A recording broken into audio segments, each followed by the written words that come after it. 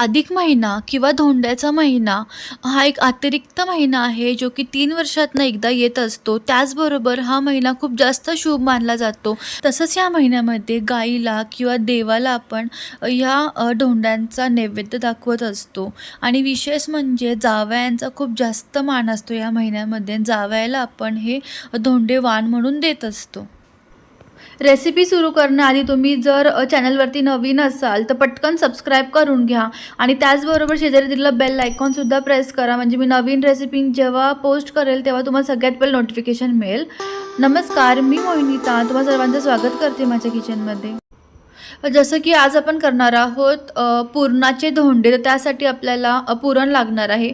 तर पुरण करण्यासाठी इथं मी 1 वाटी अशी हरभऱ्याची डाळ घेतली, म्हणजे वजनी 150 ग्रॅम अशी ही डाळ आहे.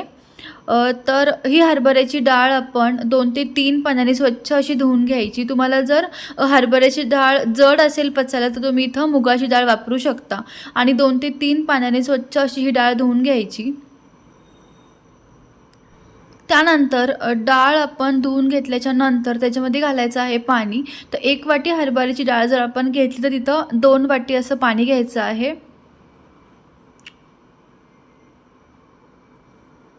पाणी घातल्याच्या नंतर चवीनुसार मीठ घालून घ्यायचं आणि 1 चमचा इथं मी असं कच्चं तेल घालून घेते आहे.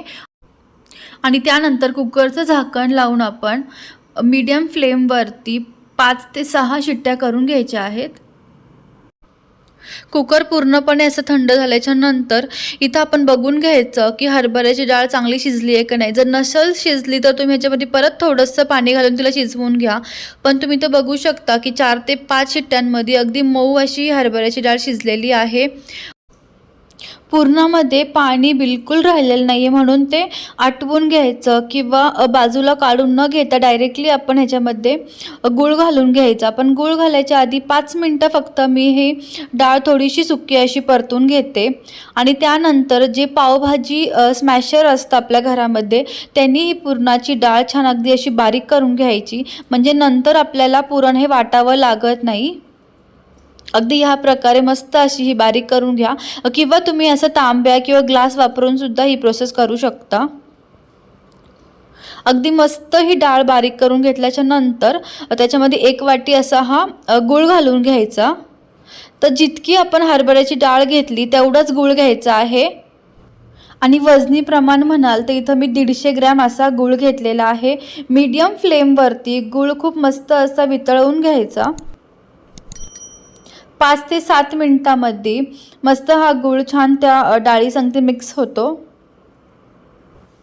आता पुरणाला छान फ्लेवर येण्यासाठी मी याच्यामध्ये घालते आहे अर्धा चमचा सुंठ पावडर आणि अर्धा चमचा विलायची पावडर.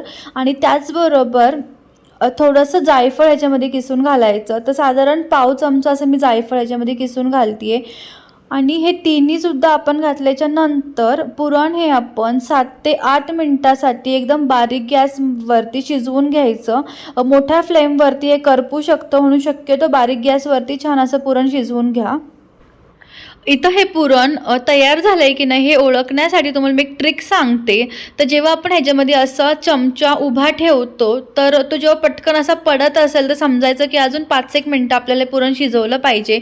आणि जर आपण त्याच्यामध्ये असा हा चमचा किंवा पळी अशी उभी केली आणि जर ती सरळ उभी राहील तर समजायचं की इथं पुरण अगदी मस्त असं रेडी झालेलं आहे.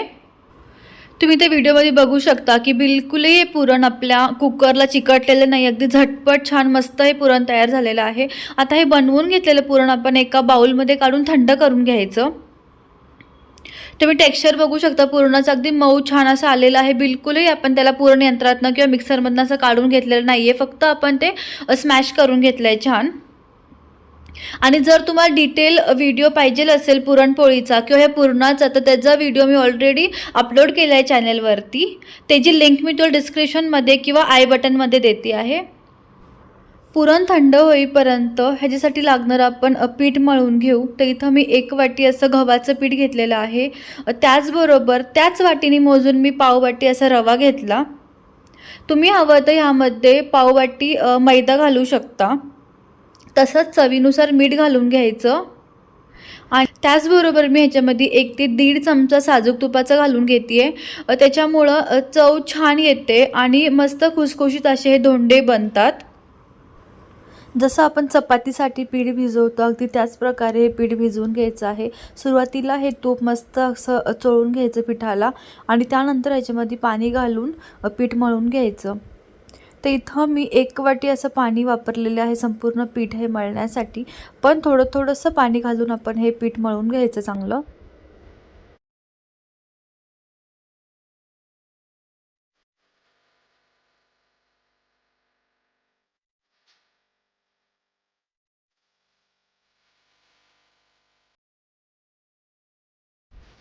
असं हे मळून घेतलेलं पीठ आपण 10 ते 15 मिनटं साईडला झाकून ठेवून द्यायचं.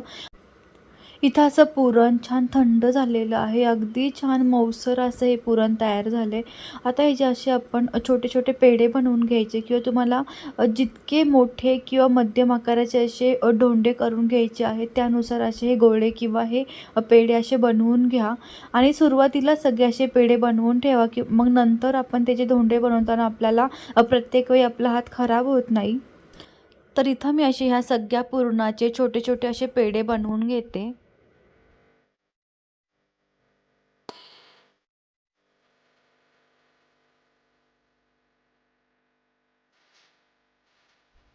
त्यानंतर आपण जे पीठ मळून घेतलं होतं ते थोडंसं असं पोलपाटावर परत एकदा 2-1 मिनटं असं मळून घ्यायचं आणि त्यामधला आपण छोटासा गोळा म्हणजे चपाती लाटतो तितका असा गोळा आपण ह्याच्यामधला बाजूला करून त्याची मोठी अशी चपाती लाटून घ्यायची. या पिठाच्या उंड्याला आपण थोडंसं कोरड्या पिठामधलं असं घोळून घ्यायचं म्हणजे पोलपाटाला तर हा उंडा आपला चिकटणार नाही. आणि जशी आपण चपाती लाटतो अगदी त्याच प्रकारे हा उंडा लाटून घ्यायचा. थोडंसं चपातीपेक्षा जाडसर असा हा लाटून घ्यायचा आहे. तुम्ही ते व्हिडिओमध्ये बघू शकता. अगदी त्याच प्रकारे छान अशी मोठी ह्याची चपाती अशी लाटून घ्या. आता ह्याच्या आपण अशा छोट्या पाऱ्या करून घ्यायच्या. तर इथं मी असा छोटा ग्लास वापरते आहे. तुम्ही हवं तर एखाद्या डब्याचं झाकण किंवा कटर वापरून अशा प्रकारे छोटे असे हे पुऱ्या किंवा अशा पाऱ्या ह्याच्या करून घ्या.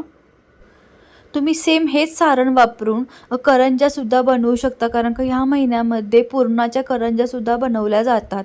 तर इथं ही पारी अशी घेऊन त्याच्यामध्ये आता आपण हे पुरण भरून घ्यायचं आणि जसं आपण मोदक वळतो अगदी त्याच प्रकारे मोदक वळायचं आहे. तुम्ही ते बघू शकता व्हिडिओमध्ये. अगदी त्याच प्रकारे असं हे धोंडे बनवून घ्या.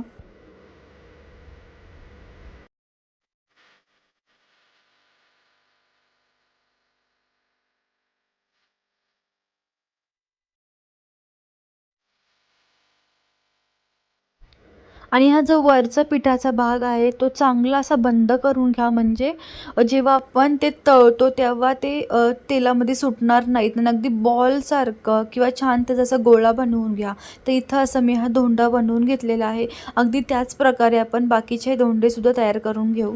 जावयाला जेव्हा आपण ह्या धोंड्याचा मान देतो त्यावेळेस आपण आपल्या यथाशक्ती स्टीलची, तांब्याची किंवा चांदीची अशी एक प्लेट घेऊन त्याच्यामध्ये हे 33 धोंडे त्याचबरोबर अनारसे किंवा मैसूर पाक किंवा बत्ताशे घालायचे आणि एक छोटासा दिवा घेऊन तो आपण प्रज्वलित करून असा हा जावयाला मान द्यायचा असतो. माझ्या माहितीप्रमाणे मला जेवढी माहिती आहे तेवढी तुमच्यापर्यंत मी पोहोचवती आहे.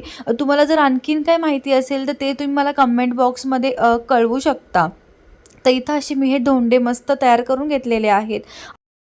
असे सगळे बनवून घेतलेले धोंडे आपण तळून घ्यायचे आहेत. तर त्यासाठी इथं मी तेल गरम करत ठेवलेलं होतं आणि गॅसची फ्लेम मीडियम ठेवून तेल खूप जास्त गरम नका घेऊ. अगदी मीडियम तेल गरम झाल्याच्यानंतर त्याच्यामध्ये हे धोंडे तळून घ्यायचे. एकाच वेळी सगळे धोंडे असे घालून घेऊ नका. थोडे थोडेसे करून त्याला छान अगदी खरपूस असे आपण सोनेरी होईपर्यंत तळून घ्यायचे आहेत. तर असे हे बनवून घेतलेले धोंडे आपण 4 ते 5 दिवस ठेवून खाऊ शकतो. अगदी पुरणपोळीसारखेच ते खराब होत नाहीत. मस्त 3 ते 4 दिवस ते टिकतात. इथं छान असा रंग बदलत आल्याच्या नंतर ते दुसऱ्या बाजूने सुद्धा अगदी मस्त असे तळून घ्यायचे. शक्यतो झारा हा त्याच्यामध्ये सतत हलवत राहा म्हणजे बिलकुल ते खाली लागणार नाहीत आणि करपणार नाहीत. तर इथं असे हे मस्त छान अगदी खरपूस हे धोंडे मी तळून घेतलेले आहेत. लाईटच्या ब्राईटनेसमुळं तुम्हाला हे थोडेसे धोंडे असे फिक्क्या कलरचे दिसत असतील, पण मी तर अगदी मस्त असे हे सोनेरी तळून घेतलेले आहेत. तर तुम्हाला अशी ही विस्मरणात गेलेली पण पारंपरिक अशी धोंड्यांची रेसिपी कशी वाटली हे नक्की मला कमेंट करून सांगा. रेसिपी जर आवडली तर लाईक करा एका रेसिपीला, नवीन असाल तर सबस्क्राईब करून घ्या, कारण अशा बऱ्याच पारंपरिक तशाच नवीन रेसिपीसुद्धा मी चॅनलवरती अपलोड करणार आहे. आपल्या चॅनलवरती टिफिन रेसिपीची सुद्धा सिरीज सुरू आहे, त्यासाठी नक्की सबस्क्राईब करा. पुन्हा भेटूयात आणखीन एका नवीन रेसिपीसह. थँक्यू.